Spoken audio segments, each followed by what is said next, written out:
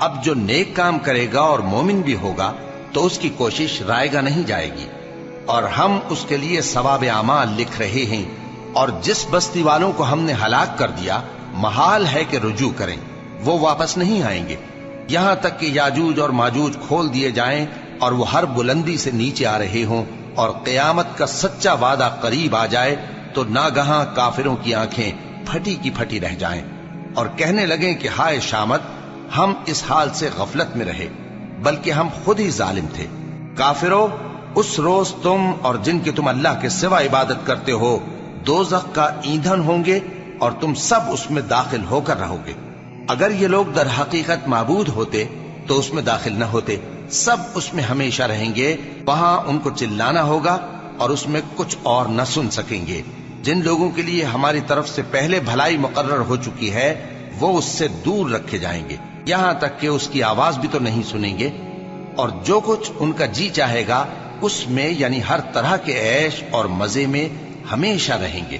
ان کو اس دن کا بڑا بھاری خوف غمگین نہیں کرے گا، اور فرشتے ان کو لینے آئیں گے اور کہیں گے کہ یہی وہ دن ہے جس کا تم سے وعدہ کیا جاتا تھا، جس دن ہم آسمان کو اس طرح لپیٹ لیں گے جیسے خطوں کا تومار لپیٹ لیتے ہیں، جس طرح ہم نے کائنات کو پہلے پیدا کیا تھا اسی طرح دوبارہ پیدا کر دیں گے۔ یہ وعدہ ہے جس کا پورا کرنا لازم ہے، ہم ایسا ضرور کرنے والے ہیں۔ اور ہم نے نصیحت کی کتاب یعنی تورات کے بعد زبور میں لکھ دیا تھا کہ میرے نیکوکار بندے ملک کے وارث ہوں گے۔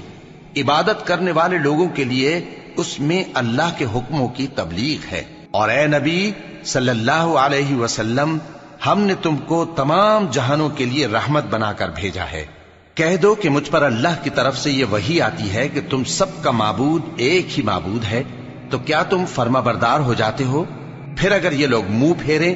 تو کہہ دو کہ میں نے تم سب کو یکساں احکام الہی سے آگاہ کر دیا ہے، اور مجھ کو معلوم نہیں کہ جس چیز کا تم سے وعدہ کیا جاتا ہے وہ عنقریب آنے والی ہے یا اس کا وقت دور ہے۔ جو بات پکار کر کی جائے وہ اسے بھی جانتا ہے، اور جو تم چھپاتے ہو وہ اس سے بھی واقف ہے، اور میں نہیں جانتا شاید وہ تمہارے لیے آزمائش ہو،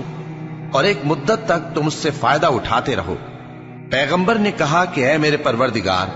حق کے ساتھ فیصلہ کر دے، اور ہمارا پروردگار جو بڑا مہربان ہے اسی سے ان باتوں میں جو تم بیان کرتے ہو مدد مانگی جاتی ہے۔